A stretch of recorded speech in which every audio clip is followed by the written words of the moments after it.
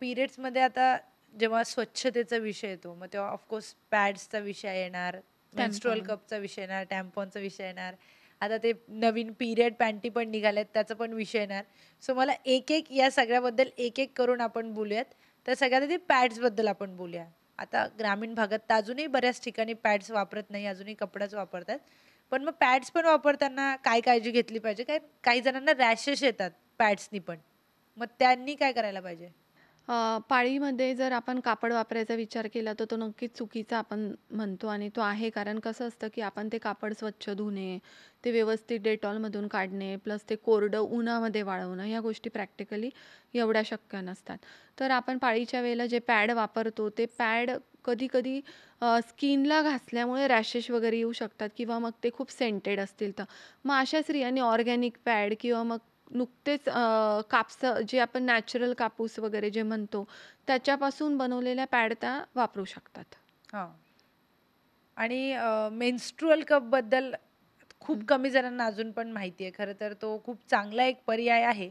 पण माहिती कमी असल्यामुळे किंवा एक भीती आहे लोकांच्या मनामध्ये, की कसं काय आपण हे वापरावं, हे नवीनच प्रॉडक्ट आहे. हं, हं, हं. तर मग मेन्स्ट्रुअल कप पहिले तर वापरू की नाही वापरू? आणि मग वापरायचं असेल तर मग पुढे आपण त्याच्याबद्दल बोलूया. मेन्स्ट्रुअल कप जो आहे तो तुम्ही नक्कीच वापरू शकतात. मला असं वाटतं, की साधारणतः वयाच्या 13-14 पर्यंतच्या ज्या मुली असतात, त्यांचे हं, नुकतेच पिरियड्स चालू झाल्यामुळे त्यांना तो कम्फर्ट नसतो मेन्स्ट्रुअल कपसाठी, तर त्या पॅड वापरू शकतात. हं, आणि जर मेन्स्ट्रुअल कप वापरायचा आपण ठरवलं, तर तो कसा इन्सर्ट करायचा, तो स्वच्छ कसा ठेवायचा आणि तो किती तास आपण ठेवू शकतो, हं, याचं जर योग्य मार्गदर्शन झालं, तर मेन्स्ट्रुअल कप वापरायला काहीच हरकत नसते. प्लस मेन्स्ट्रुअल कप जो असतो तो सिलिकॉनचा बनलेला असतो. त्याच्यामुळे तो रिसायकलिंगमध्ये पण जातो. त्याच्यामुळे आपण नेचरला पण तसं हं, चांगली हं, मदत हं, करतो जर हं. मेन्स्ट्रुअल कप वापरला तर. आणि तो काढायला आणि घालायला पण तसा सोपा असतो जर आपण त्याचं योग्य मार्गदर्शनाखाली बघितलं, की तो कसा वापरायचा आहे तर.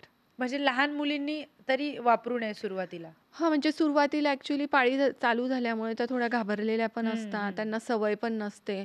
लीक व्हायचे कधी-कधी त्या मुलींमध्ये चान्सेस असतात. मग त्याच्यामुळे त्या अजूनच कॉन्शियस हां, होतात. बरोबर. त्यामुळे त्यांनी थोडासा 12-13 नंतर वापरला तर नक्कीच चालतं. हं. पण मग तो सेफ आहे म्हणजे वापरू हो, शकतो नक्कीच आपण. सेफ आहे. आणखी त्याच्यामध्ये एक डाऊट असा असतो ना, की मग व्हर्जिन मुलींनी तो वापरू की नाही? ते चालणार आहे का? किंवा अ, भीतीच basically it's all about fear only, की कसं काय मी करूया? मला असं वाटतं, की मेन्स्ट्रुअल हायजीनचा विचार करताना त्याचा आणि व्हर्जिनिटीचा काही असा फार संबंध आहे मेन्स्ट्रुअल कपचा असं मला वाटत नाही. कारण हायमेन हे खूप डेलिकेट असतं आणि ते हं, साईडला असतं. तर मेन्स्ट्रुअल कप वापरल्यामुळे तुमची व्हर्जिनिटी जाईल किंवा प्रॉब्लेम होईल असं तर मला ॲब्सोल्युटली वाटत नाही आणि हं. तसा विचारही करू नये. बरोबर. त्यामुळे मेन्स्ट्रुअल कप हा तुम्ही अगदी कॉन्फिडेंटली वापरू शकतात. तसा काही प्रॉब्लेम नाहीये. फक्त 18 वर्षाच्या नंतर. 13 वर्षानंतर म्हणजे मुलींना थोडंसं पाळीबद्दल माहिती कळाली, की 13-14 नंतर त्या वापरू शकतात. हां. त्यांची जी एक भीती असते आणि त्यांना एक मार्गदर्शन असतं, ते योग्य मिळालं, की त्याच्यानंतर त्या मेन्स्ट्रुअल कप वापरू शकतात. पण ज्यांची पहिल्यांदाच पाळी आली आहे, त्या त्यांनी मुलींना काय थोडंसं वापरावं? अवघड होतं. त्यांनी हां. पॅड वापरणं जास्त सोयीस्कर असतं. त्यांनी पॅडच वापरला हं. पाहिजे.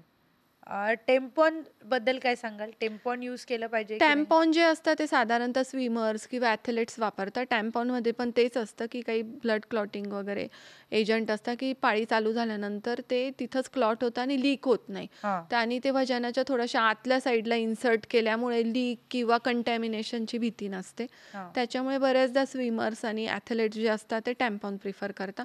पण आजकाल मेन्स्ट्रुअल कपही ते वापरतात. वापरतायत. हो.